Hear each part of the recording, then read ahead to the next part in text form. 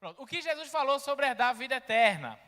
Muito legal a gente pensar sobre isso, mas melhor ainda se nós conseguimos, se a gente fizer esse exercício de juntar o quebra-cabeça do que a gente vem falando.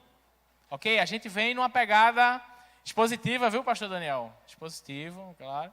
E sistemático, a gente está seguindo o texto, está seguindo aí, né, as palavras do Evangelho de Lucas, as palavras de Jesus do Evangelho de Lucas. E no nosso último encontro, a gente falou sobre o quê, gente? Quem lembra? Sobre as crianças, né? E que vai receber, já falei, eu já dei spoiler, né? Mas que vai, a gente precisa imitar as crianças na parte de receber o reino dos céus, entendendo que é um presente, uma dádiva de Deus, ok? Então isso já é algo que a gente precisa ter em mente quando a gente vai ler esse texto. Inclusive, tem em mente também que um texto antes desse do das crianças, quem está com a Bíblia aberta aí já pode lembrar, é o que, gente? Abre a Bíblia aí, gente. Publicano, fariseu e o publicano. Ok? Que tinha um homem que se considerava justo aos seus olhos e que ele orava de forma assim, ainda bem Deus que eu não sou como os outros pecadores e tal, né? E já o que era bem pecadorzão, pecador com P maiúsculo, que cometia pecados bem grandes, esse reconheceu o seu pecado, pediu perdão a Deus, e esse bem pecadorzão que reconheceu o seu pecado, pediu perdão a Deus, ele voltou para casa justificado. Isso tem tudo a ver com a linha que a gente vai trabalhar sobre nesse encontro de hoje, tá bom? Nos dois casos que a gente viu que o publicano que se achava pecador e de fato era, esse voltou para casa reconciliado com Deus. No outro, a gente viu que as crianças são exemplo de como a gente deve receber a salvação. Criança de colo não faz nada para receber nada de ninguém. O que ganha é porque dão e acabou-se. E assim a gente deve receber o reino dos céus como um presente de Deus. Ok? Não como uma troca, não como algo que a gente mereça. Firmou, gente? Deu para pegar? E aí a gente vai falar um pouquinho hoje sobre como herdar a vida eterna ou a impossibilidade humana de se ter a salvação pelos seus próprios méritos. Tá bom? Vamos lá. Lucas, Evangelho de Lucas 18, versículo 18. Ok? Evangelho de Lucas 18, versículo 18. Joia. Vou ler aqui na versão que está sendo... rapidinho, quais são as versões que você tem aí, Tiago? Fiel.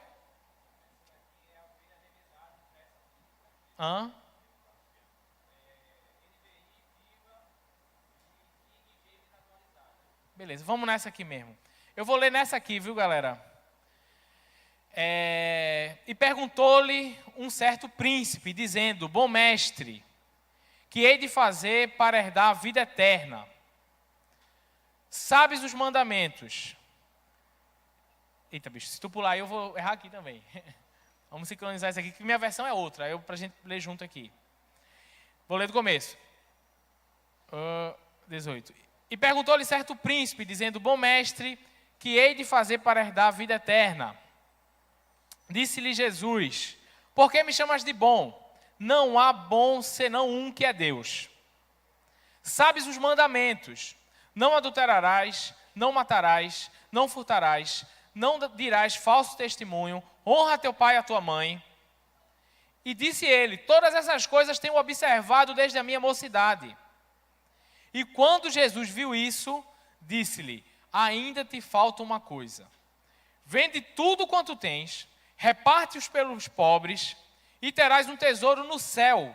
Vem e segue-me.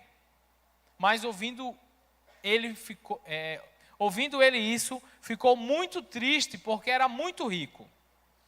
E vendo Jesus que ele ficara muito triste, disse: quão dificilmente entrarão no reino de Deus os que têm riquezas. Porque é mais fácil entrar um camelo pelo fundo de uma agulha do que entrar um rico no reino de Deus. E os que ouviram isso disseram logo: quem pode ser salvo? Quem pode salvar-se? Mas ele respondeu: as coisas que são impossíveis aos homens são possíveis a Deus. E disse Pedro: eis que nós deixamos tudo e te seguimos. E ele lhe disse: na verdade vos digo que ninguém há que tenha deixado casa, ou pais, ou irmãos, ou mulher, ou filhos, pelo reino de Deus, que não haja de receber muito mais neste mundo e na idade vindoura a vida eterna. Vamos orar, gente? Senhor, em nome de Jesus, te pedimos por graça e misericórdia do Senhor, fala ao nosso coração através da tua palavra. A tua palavra ela é suficiente para a gente poder ter vida, vida abundante, vida eterna, vida que não termina. Nos ajuda, Senhor, a compreender a tua verdade sobre essa pergunta tão relevante. Nos ajuda, Senhor, a não passar por esse mundo sem encontrar com o Senhor e ter do Senhor vida. É isso que eu te peço, ó Deus, no nome de Jesus. Amém. Amém, amém. Gente, vamos pensar aqui, mantém tua Bíblia aberta, né? Vamos pensar aqui um pouco numa pegada, versículo por versículo. Tiago vai me ajudando, a gente vai passando, e você vai passando o versículo aí. Joia que você voltou para o 18. Então assim, gente, vamos pensar aqui comigo uma coisa. Tema muito relevante, né? Deixa eu começar com uma curiosidade. Você já viu que na sua Bíblia, normalmente o título dessa passagem é o jovem rico? Você já notou que nessa passagem não tem dizendo que é um jovem? E aí, como é que explica isso? E agora? Vamos dar uma dica aqui. Nos 3 evangelhos sinótipos, nos 3 evangelhos semelhantes, Mateus, Marcos e Lucas, traz essa mesma narrativa e em Mateus acrescenta dizendo que é um jovem. Tá joia? Então, por isso que essa passagem se tornou conhecida como jovem rico. Não é heresia, não tem nessa narrativa de Lucas que era um jovem, mas de fato era um jovem. E aí, esse jovem rico, esse príncipe, esse camarada que, apesar de ser novo, mas tinha uma fortuna, e não só fortuna, né? Mas ele tinha um status social. Ele chegou a Jesus e fez uma pergunta muito legal. Ele abordou um tema incrível. Porque muita gente chegava a Jesus com motivações erradas. Muitas pessoas chegavam a Jesus querendo só resolver o problema do aqui e agora, ou querendo, enfim, pegar Jesus em contradição. Aquele homem, aquele jovem, ele entende que Jesus é uma autoridade quando o assunto é vida eterna. E ele chega a Jesus e diz assim: bom mestre, o que é que eu faço para herdar a vida eterna? Num desses evangelhos, se eu não me engano é no de Marcos, traz um detalhe, que esse homem correu até Jesus, se ajoelhou diante de Jesus e fez essa pergunta: bom mestre, o que eu devo fazer para herdar a vida eterna? Então a gente vê um camarada que ele vem numa pegada, num começo incrível. Ele acerta quem ele procura. Ele procurou a pessoa certa, concorda, galera? Procurou Jesus. Ele fez uma pergunta, eu não vou dizer que a pergunta dele foi certa, mas vou dizer que o tema que ele usou foi certo. E aí Jesus, a vida eterna, talvez a bronca da pergunta é: o que eu vou fazer para herdar a vida eterna? Como se ele conseguisse, como se eu conseguisse, ou como se você conseguisse fazer algo que definitivamente lhe dê a vida eterna. E aí a gente vai entender pelo texto que isso não é possível aos homens. Mas ele toca no argumento certo, ele toca a abordagem que ele faz do tema é sensacional. E aí, Jesus? Vida eterna. O que é que o Senhor tem para me falar sobre isso? Então, decorrendo sobre isso, Jesus começa um diálogo com esse homem. E esse diálogo, gente, ele gira em torno dessa pergunta. Por isso que essa pergunta é tão importante. Ok? Quando eu estava traçando, observando esse texto para trazer o tema, eu fiquei muito tentado a colocar o seguinte: o que Jesus falou sobre as riquezas. Mas, na verdade, a riqueza, ela não é o tema central dessa conversa. O tema central dessa conversa é responder essa pergunta: o que Jesus a vida eterna? Como fazer para herdar a vida eterna ou a vida eterna? Como entrar na vida eterna ou como receber a vida eterna? Tá joia, gente? Essa pergunta nos interessa, porque ninguém aqui quer morrer. ou se morrer, quer ressuscitar e viver com Jesus para sempre. A Bíblia diz no livro de Eclesiastes que Deus colocou no coração do homem a eternidade. Então é uma coisa da natureza humana. A gente tem um desejo de viver para sempre. Isso aí muito nos interessa. Ok? Aí Jesus no 19, aí Jesus responde de uma forma bem interessante. Ele faz assim, por que me chamas de bom? Ninguém é bom, né, senão um que é Deus. Interessante a pergunta de Jesus, né, galera? Jesus é bom? Sim ou não? Será que Jesus está dizendo assim, não me chama de bom não? Será que é isso que Jesus está dizendo? Cadê os vozes? Jesus em nenhum momento disse assim, não me chama de bom não. Presta atenção, isso é um erro que você não pode cometer. Jesus não está dizendo para o jovem rico não chamar ele de bom. Mas ele questiona. Por que você me chama de bom? Ninguém é bom. Bom fica meio complicado da gente aqui, né? Senão um que é Deus. A pergunta de Jesus é incrível e a resposta é incrível também. Ele pergunta e ele mesmo responde. A ideia é o seguinte. Velho, eu não sou um bom mestre. Apenas um bom mestre. É possível que você encontre na vida outros mestres. Teoricamente, pessoas que você eleja como bons mestres. Jesus não está nesse pacote de bons mestres. Porque Platão é uma figura que você vai ler e você vai achar ele um bom mestre. Talvez Buda, né? Não tem essa galera que diz assim, Jesus é mais um bom mestre. Não, velho, Jesus não cabe nessa caixa. Não cabe. Jesus não é apenas um bom mestre. Se você não for a Jesus, reconhecendo que Ele é Deus, que se fez ser humano para nos salvar, você está perdido. Deu para se ligar? Por que me chama de bom? Me chame de bom entendendo que eu sou Deus. Porque ninguém é bom senão Deus. Gente, isso aí já mata a metade da ideia do texto. Ninguém é bom. Olha a pergunta do boy, do jovem. Como eu vou fazer? O que é que eu vou fazer para herdar a vida eterna? Jesus já desmancha a bomba, já diz assim, ninguém é bom.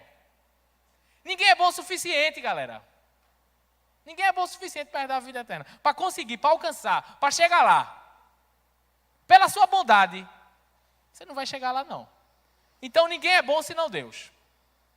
A vida eterna, ela não é conquistada por algo que alguém que não é bom faça. Deu um nó na cabeça? Não, deu para pegar, né? Deu para pegar? Mas ela é dada por Deus que é bom. Então não é o que você vai fazer para herdar a vida eterna. É aquele que é bom e que faz o impossível. Ele que vai fazer isso aí. Deu para se ligar? Numa frasezinha só, Jesus já diz, gente, na verdade, eu não sou apenas um bom mestre, eu sou Deus. E só eu posso dar a vida eterna. Você não é bom o suficiente para fazer alguma coisa para ter a vida eterna. Conceito de graça, galera. Graça de Deus. Beleza? Se ligou? Seguindo aí. Olha o que Jesus continua a fazer e a dizer. Jesus é sensacional, gente. Toda vez que a gente conhece mais sobre Ele, toda vez que eu conheço mais sobre Ele, mais eu amo, mais eu me apaixono pelo jeito dele ser, pela forma dele abordar as coisas, pela profundidade e ao mesmo tempo, gente, pela simplicidade da abordagem de Jesus. Jesus não para, Jesus diz assim, sabes os mandamentos. Com isso ele não está dizendo, pratique o mandamento que você vai herdar a vida eterna. Obedeça os mandamentos que você vai herdar a vida eterna. Essa não é a abordagem de Jesus mesmo. Não é por aí. Ok? Mas o que Jesus está fazendo com aquele jovem, que inclusive se achava bom, hein, gente? Eu digo isso com base na resposta que ele vai dar a Jesus. do texto que já conhecemos. Mas Jesus vai e coloca diante dele um espelho. O espelho da palavra. E aí Jesus fala os mandamentos para esse jovem. Sabe os mandamentos? Você conhece? E aí Jesus começa a falar os mandamentos. Que mandamentos são esses, gente? Quem pode me ajudar? Vamos lá, vou ler aqui. Não adulterarás. Não matarás. Não furtarás. Não dirás falso testemunho. Honra teu pai e a tua mãe. Que mandamentos são esses, gente? Oi? Hã? Morais. São mandamentos morais, é verdade. Boa pegada. Foi mais além do que eu esperava da resposta. Mas eu esperava uma outra resposta, meu patrão. Me ajude. Eu prometi que não ia zoar com o Jade. Mas só foi boa essa resposta. Beleza. São os 10 mandamentos, gente. Lembra dos 10 mandamentos? Né? Você vai encontrar isso aí em Êxodo 20. Não matarás, não adulterarás, não furtarás, não dirás falso testemunho, honra teu pai e a tua mãe. São quantos mandamentos? Jesus fala quantos? Conta aí. Quantos? Falta 5, né? Quais são os que faltam? Gente, nos que faltam, é tipo assim, incrível. Quais são os que faltam? Vamos lá, EBD. Vou ajudar, hein? O primeiro, não adore outros deuses. Gente, isso é muito importante para você entender a mensagem, viu, galera? Isso aqui não é se é linguiça, não. Primeiro, não adore outros deuses. Segundo, quem me ajuda? Amar a Deus sobre todas as coisas é um conceito dos 10 mandamentos. Beleza? Amar o próximo como a si mesmo é um conceito dos 10 mandamentos. Digamos que Jesus falou só os mandamentos de ama teu próximo como a ti mesmo. Morais. Estudou, né? Mas o amar a Deus sobre todas as coisas, o que cabia o amar a Deus sobre todas as coisas, Jesus não entrou. É como se Jesus não citasse aquilo que o cara mais precisasse ouvir. Está entendendo? Propositalmente. Para o cara dizer assim, peraí, são 10. É uma forma elegante de Jesus tocar no cerne da questão, simplesmente não tocando. Vamos lá, os mandamentos que Jesus não citou. Não adore os outros deuses. Oi? Cobiça. Cobiça. Conceito aí, cobiça. Não cobiçarás. Não adore outros deuses. O que mais, gente? Não faça para você imagem de semelhança. Não faça para você imagem de escultura. Idolatria. Não use o nome de Deus em vão. Guarda o sábado. Oxente, por que guardar o sábado? Gente, guardar o sábado tem muito a ver, primeiro, com dedicação a Deus. É um dia para você se dedicar a Deus. Então, para quem trabalha todo dia da semana, tá errado, viu, galera? Tá errado, sabe por quê, gente? Porque você não tem um dia para você dedicar a Deus todo para adorar a Deus. Segundo, para você descansar, um conceito de corpo é uma máquina, a gente precisa descansar também. A gente pode agregar nisso aí também. Terceiro, por causa da avareza. Você não para de trabalhar porque você quer mais dinheiro.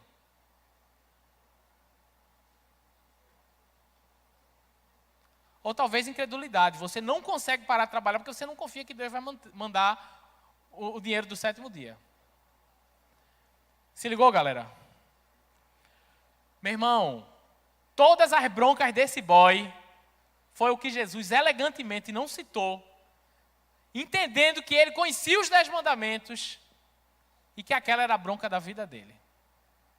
Gente, não é que Jesus foi omisso.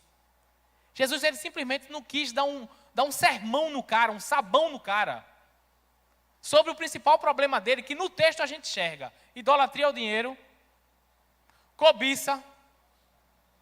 O que mais, Jesus? Eu anotei aqui.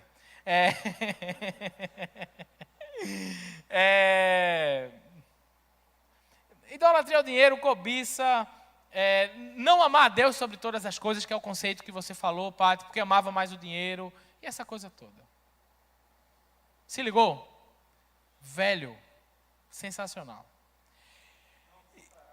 E olha a resposta. Não furtarás está aí. Possivelmente não é a bronca dele, não. Olha só a resposta. Que o cara dá a Jesus. Ele não se ligou, a ficha não caiu. Disse ele: todas essas coisas tenho observado desde a minha mocidade. Em outras palavras, Jesus, eu obedeço os mandamentos. Vá por mim. Eu obedeço, eu sou bonzinho, Jesus. Sabe aquele cara moralmente legal? Sou eu. Sabe aquele camarada politicamente correto? Sou eu. Aquele cara bem conceituado, que as pessoas olham e dizem assim, esse irmão é uma bênção. Por fora, né? Mas por dentro, bronca pesada. Por isso que a capa não vale muito, né? Por isso que Jesus, não lava o copo por fora não, lava por dentro. Se você lavar por dentro, por fora vai estar limpo. Se referindo ao ser humano, isso no diálogo com os fariseus. E aí, gente, queria conversar com vocês o porquê também de Jesus citar os mandamentos. Jesus cita os mandamentos, primeiro, nessa questão elegante de dizer, né? Qual era a bronca do jovem rico, sem necessariamente citar o mandamento que o cara estava com bronca, mas entendendo que ele sabia e que ele ia completar na mente dele, como a gente completaria, porque Deus amou o mundo. Tá ligado? Então, tipo assim, tá ligado a estratégia de Jesus, assim? Mas também Jesus citou, como eu já falei, colocando um espelho na frente dele. Porque ele se sentia um cara 10, um cara massa, um cara desenrolado. Essa foi a primeira tentativa de Jesus de fazer ele entender que ele não podia fazer nada para se salvar, porque ele era pecador. E é por isso que Jesus vai e bota a lei diante dele. Por quê? O objetivo da lei, gente, são dois. E aí eu queria pegar a teologia bíblica desse texto que vai nos auxiliar a entender isso aí. Isso é muito importante para você entender o porquê a lei, nesse processo gradativo de revelação de Deus nas Escrituras. Gente, Deus, vou falar aqui no popular, Deus não revelou assim, tipo assim, Deus não chegou e já disse assim, Abraão, a parada é o seguinte, o homem pecou, ou Abraão não, Adão, a parada é o seguinte, o homem pecou, o homem errou, só que tudo bem, eu vou aí, vou morrer e vai estar tudo perdoado. Não, ele foi revelando gradativamente até ser completo na pessoa de Jesus. Ok? Nessa revelação gradativa, a gente vai vendo algumas coisas que vai apontando sempre para dizer o seguinte, olha, quem peca morre. Se você pecou, você é digno de morte. Para que no dia que o próprio Jesus viesse morrer pelos pecadores, os pecadores dignos de morte, que já aprenderam isso na lei, ia dizer assim, poxa, eu entendi porque ele morreu. Porque ele morreu a minha morte, eu que merecia morrer. Deu para se ligar? O processo da lei é Deus dizendo assim, tu não consegue obedecer esse padrão. E por causa disso, tu vai morrer. Igual Adão morreu, porque não obedeceu um padrão. O meu padrão. E você não tem condições de desfazer a queda, de voltar ao caminho do Éden pelas tuas próprias forças, de se religar comigo, né, com o Senhor pelas suas próprias forças. Porque você é pecador e quebrou um mandamento da lei, quebrou tudo.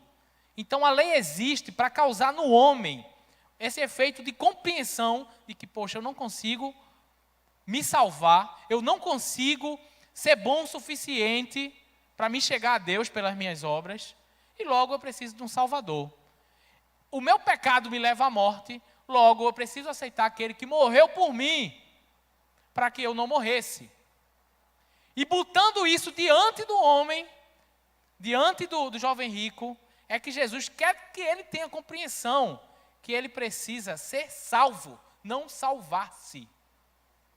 Ok? Vamos para a teologia bíblica desse texto. Abre lá em Gálatas, gente. Texto muito importante. Gálatas 3:24.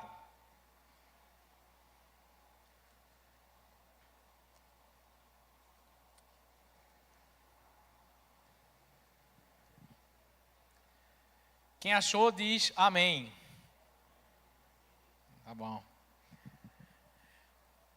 Se não achou, está na tela aí, viu, galera? De maneira que a lei nos serviu como aio. O que é aio, né? Vamos lá. Como tutor. Ou como pedagogo. No sentido original da palavra pedagogo. Que se originou hoje, é o que a gente tem aí como um conceito de pedagogia, de estudante, enfim. Profissional de criança. Mas assim, a lei, de maneira que a lei nos serviu de aio para nos conduzir a Cristo, para que, pela fé, fôssemos justificados. Paulo está dizendo aos Gálatas, não, segura aí, é só essa aí mesmo. A lei nos serviu de tutor, é tipo assim, tutor é alguém que pega alguém de menor e leva até algum lugar. Aio é um escravo, que tinha o nome de pedagogo, porque ele tinha essa pegada de pegar uma criança e levar ele até a escola. Deu para se ligar? A lei nos serviu para nos levar até Cristo, de maneira que a lei nos serviu de aio para nos conduzir a Cristo, para que pela fé fôssemos justificados. Abre aí em Romanos 3:20. Romanos 3:20.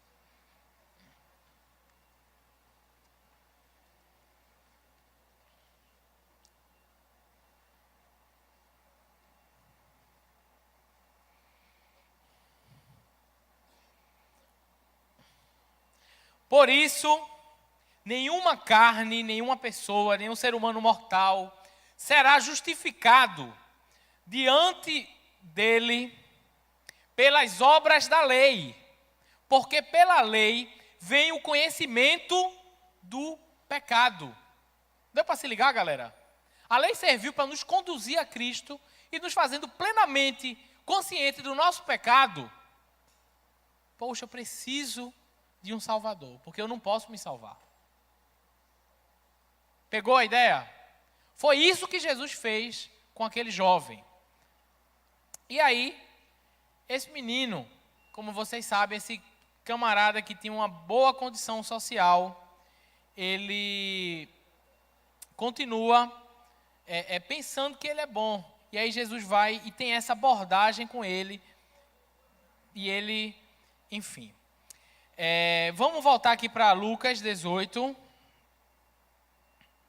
né, versículo 21, vamos terminar aqui a ideia aqui.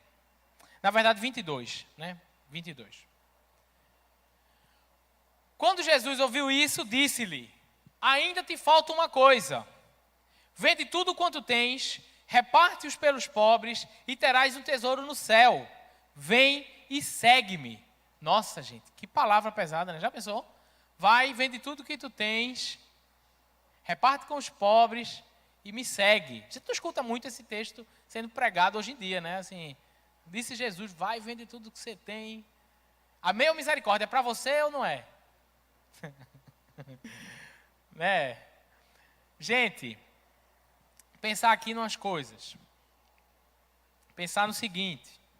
Quando eu falei que a riqueza, ela não era o tema central desse texto, é porque de verdade ela não é o tema central desse texto. Jesus está sendo específico para aquele jovem, para aquela situação. Isso aqui não trata de um mandamento.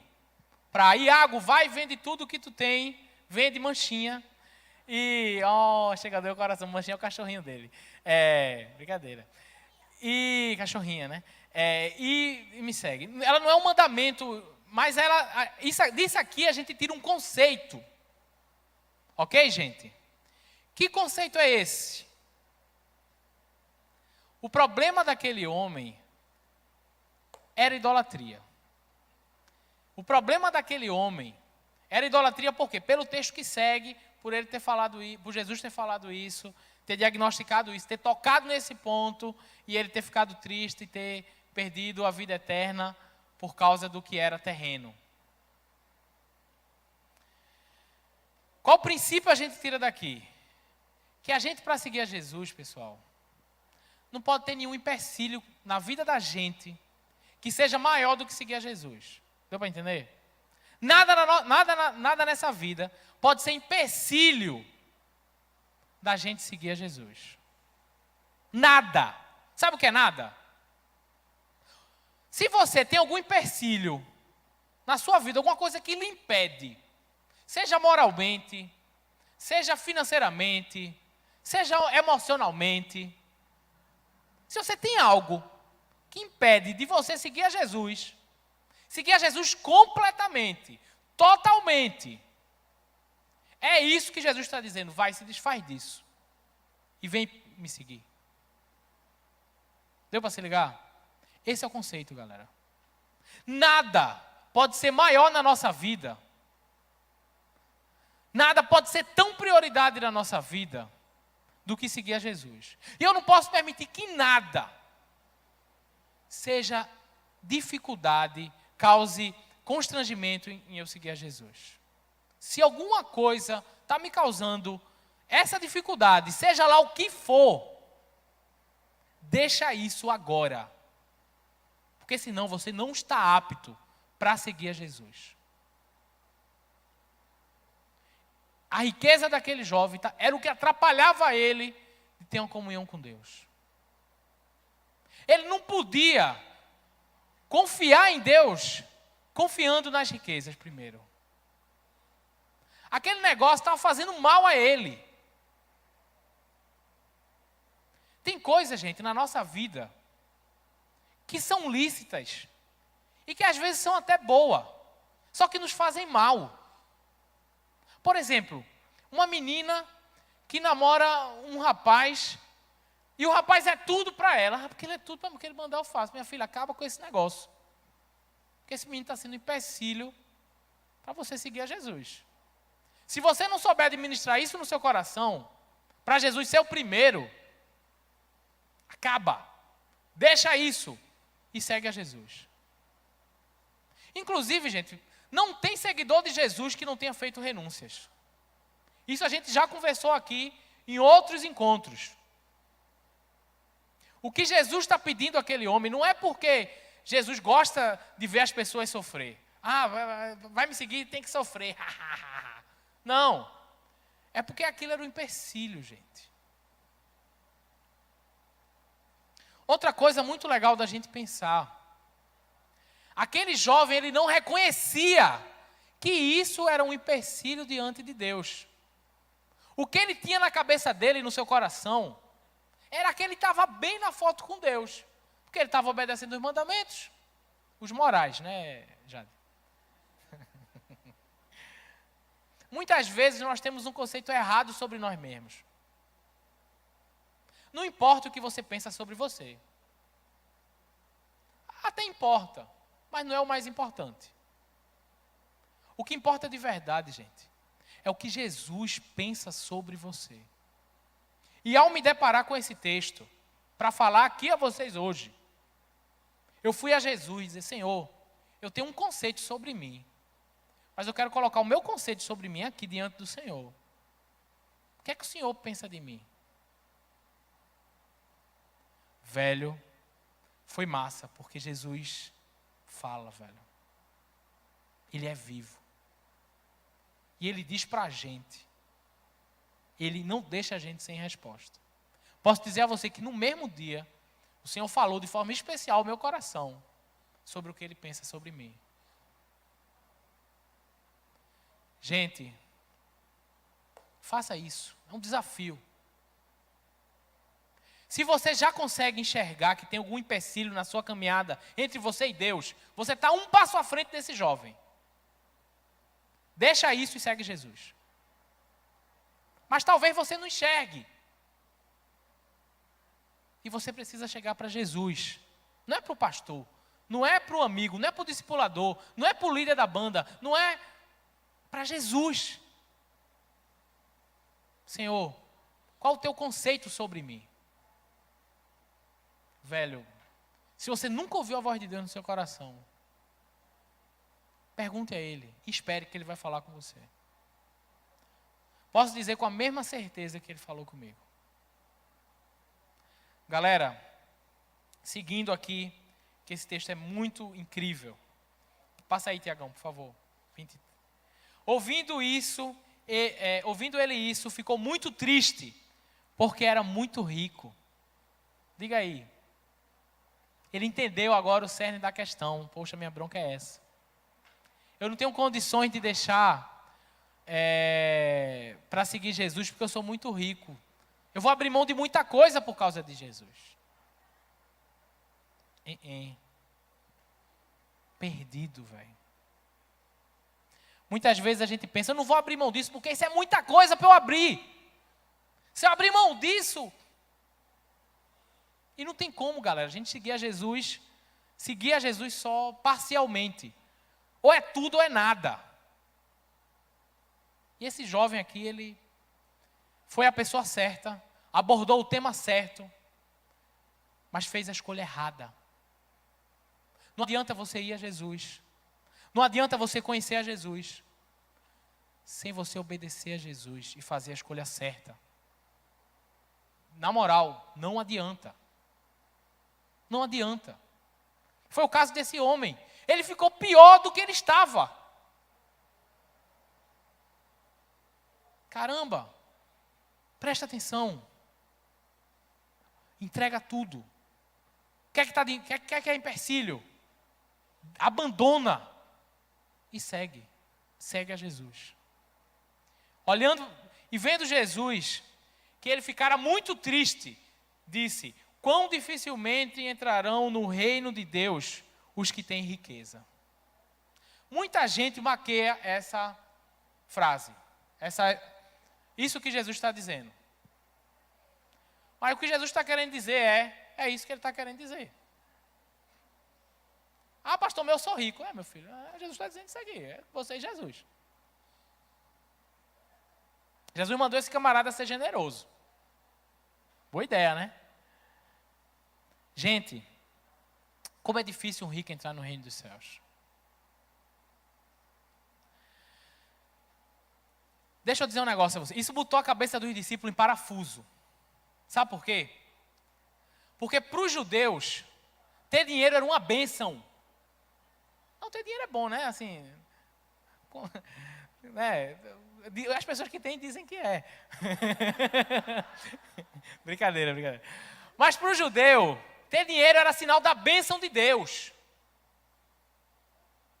E eles tinham uma base da teologia da prosperidade. Mas tinha. Por quê? Abraão, rico ou pobre? Abençoado. Verdade, gente. O pai da fé, homem de Deus. Jó, rico ou pobre? Rico ou pobre? Era rico, ficou pobre. Ficou pobre, mas ele morreu mais rico ainda. O dobro, velho. Misericórdia. Rei Davi era pobre, mas ficou rico. É verdade, gente? Salomão, rico. José, eu gostei, Tiago, eu tinha esquecido de José. José, rico. Homens de Deus, cheios da bênção de Deus e com riquezas. Gente, botou em parafuso a cabeça dos discípulos. Porque para o discípulo, para o judeu, ser abençoado é ter dinheiro. E Jesus trabalha aqui sobre a bênção em ser pobre. É uma bênção ser pobre, gente. Sabe por quê? Quando você tem quase nada, abrir mão de tudo é mais fácil. É ou não é?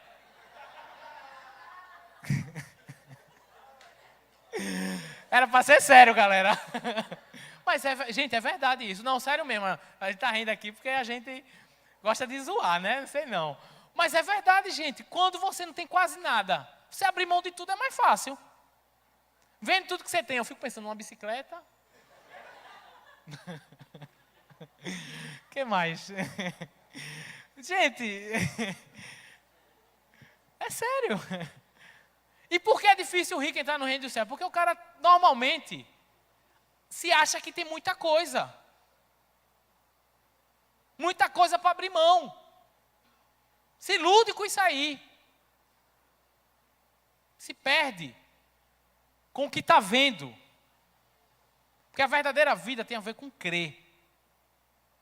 Com crer a ponto de renunciar qualquer coisa que seja empecilho entre eu e Deus e seguir a Jesus, custe o que custar. E aí Jesus usa aquela frase muito clássica, né? É mais fácil um camelo passar no fundo da agulha do que um rico entrar no reino de Deus. O que Jesus quer dizer com isso? Eu já vi algumas viagens em relação a isso. Beleza? Quer saber a viagem ou passo direto por cada hora? Passo direto. Então, viagem. Porque no muro de Jerusalém tinha uma passagem, uma portinha que era tão estreita que era chamado buraco da agulha. E que um camelo para passar só dobraria o joelho. E passaria sem carga e de joelho. Aí já via assim, aí tem aquele pensamento assim que para você entrar no reino, você tem que dobrar o joelho e tirar todas as cargas. Mas não é isso que Jesus está falando, gente, sério. Não, eu já ouvi, eu respeito até quem interpreta assim. Mas literalmente Jesus está reafirmando a frase de cima, que é difícil um rico entrar no reino dos céus. E para isso Jesus está usando de uma linguagem chamada hipérbole. Camelo era o maior animal na Palestina na época. O buraco da agulha era o menor orifício que se tinha para poder passar. Pronto. Como é difícil por causa disso? É difícil, gente, é difícil. Não é fácil, não é não. E aí, gente, olha para cá. Qual o conceito que a gente tira disso aí? Eu já disse, né? E como resposta à pergunta, é o seguinte: para herdar a vida eterna, precisamos abrir mão de tudo para seguir a Jesus. Não importa se você é rico, se você é pobre, se você é romântico, se você não é, se você... né? Para chegar na vida eterna, é preciso a gente abrir mão de tudo para seguir a Jesus. Ok? Vamos lá seguir. Versículo 26. Os que ouviram isso logo disse, né? Quem pode salvar-se? Vocês sabem dessa pergunta, dessa questão aqui, né? Eu já dei a ideia, que é a questão da ideia do judeu, que para ser abençoado tinha que ter dinheiro, essa coisa toda. Beleza? Pronto. Mas ele lhe respondeu: as coisas que são impossíveis aos homens são possíveis a Deus. Muito legal isso aqui, Jesus falar disso aqui. Por quê? Porque muitas vezes a gente pega esse texto e isola. E diz assim, o que é impossível ao homem é possível a Deus. Mas o texto está falando de quê, gente? Salvação. Então, muitas vezes a gente usa a palavra assim como quer, né? Assim, botar aqui, né? É verdade, Deus pode fazer qualquer coisa. Deus pode curar. Deus pode... Está entendendo, gente? Pode curar, pode, enfim, prover de diversas formas e faz isso. Não estou dizendo aqui que Deus não faz isso. Mas esse texto aqui, ele está falando sobre salvação. E é por isso, inclusive tem outros textos que falam sobre esse mesmo verso em outros contextos também. Tá joia? Mas esse texto ele se repete em outros contextos, não necessariamente nesse. Mas é impossível para o homem se salvar pelas suas forças. A salvação ela é a iniciativa de Deus, ela é um milagre de Deus. Seja rico ou seja pobre, seja do jeito que for. Lembra do fariseu e do publicano? Lembra da criança? Mesmo conceito, gente. Recebe o reino de Deus como quem recebe de um milagre. Firmeza? E aí Pedrão, ele faz uma pergunta que eu diria assim, duplo sentido. Numa pergunta só, Pedro acerta muito. Numa pergunta só, Pedro erra muito. Que é o seguinte, tipo assim, disse Pedro, eis que nós deixamos tudo e te seguimos. Aonde ele acertou muito. Só segue Jesus, gente, quem deixa tudo. Ponto. Se você está seguindo a Jesus e ainda não deixou tudo, é hora de deixar. E seguir de verdade. Beleza? Pedro acertou muito, gente. Isso aí é o cerne da questão. Esse é o princípio que a gente tira. Agora também Pedro, ele errou muito assim, porque quando a gente vai conferir os sinótipos, né, que são os evangelhos parecidos, Marcos, Mateus e Lucas, que os três têm essa mesma narrativa. Um deles acrescenta, eu não lembro quem, viu gente? Depois lá em casa aí procura e vocês vão ver. Que diz assim: eis que nós deixamos tudo e te seguimos, e nós o que ganhamos? Tipo assim, Jesus está indo morrer em Jerusalém. Isso está no meio da viagem, Jesus indo para Jerusalém. E o cara está preocupado com o que é que ele vai ganhar. Presente? Eu gosto de receber presente. Mas assim, né? Tudo bem. Mas essa pergunta é muito importante. Porque Jesus ele vai dizer algo incrível. Como sempre. Passa aí, Tiagão. E ele disse, na verdade vos digo, que ninguém há que tenha deixado casa, ou pais, ou irmãos, ou mulher, ou filhos, pelo reino de Deus, pode ir em frente, que não haja de receber muito mais neste mundo e na idade vindoura a vida eterna. Sabe o que é que Jesus está dizendo, galera? Tudo que você deixar para trás, por minha causa, você vai receber mais. Tudo que você renunciar, por minha causa, você vai ganhar muito mais. Agora, o que é isso, gente? Teologia da prosperidade? Deixe que você vai ganhar mais. Teologia da generosidade de Deus. Você vai ganhar mais porque Deus é generoso. Inclusive, é o que Jesus exige desse homem, ser generoso. A generosidade, ela está no pano de fundo desse texto. E é pela generosidade que Deus nos salva também. O que você deixar para trás por causa de Jesus, isso é uma promessa, gente. Guarda isso no coração. Muito mais você vai ter. Coisas muito melhores você vai ter do Senhor. Aqui. E no porvir, a vida eterna. Vale a pena, gente. A gente confiar em Jesus. Vale a pena a gente ser generoso. Vale a pena a gente se entregar a Ele. Jesus não está tratando aqui de barganha. Ele não tem um acordo, um trato para fazer com você, não. Mas Ele está dizendo algo do caráter dEle. Confia em mim, porque eu sou generoso. Toda vez que eu conheço mais Jesus, cara, mais eu quero segui-lo. E muitas vezes a gente não segue Jesus, porque a gente também não conhece. Para a gente finalizar, eu queria compartilhar com vocês uma frase que eu chamaria de grande ideia desse texto. Que é mais ou menos o seguinte, que contempla quase tudo que a gente viu. Se você sair daqui com uma coisa só, saia com essa grande ideia. Ok? Se você quiser anotar, anota.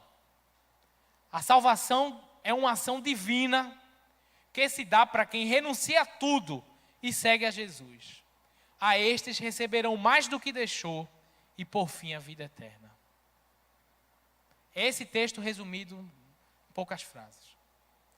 A salvação é uma ação divina de quem renuncia tudo e segue a Jesus. A estes receberão mais do que deixou e por fim a vida eterna. São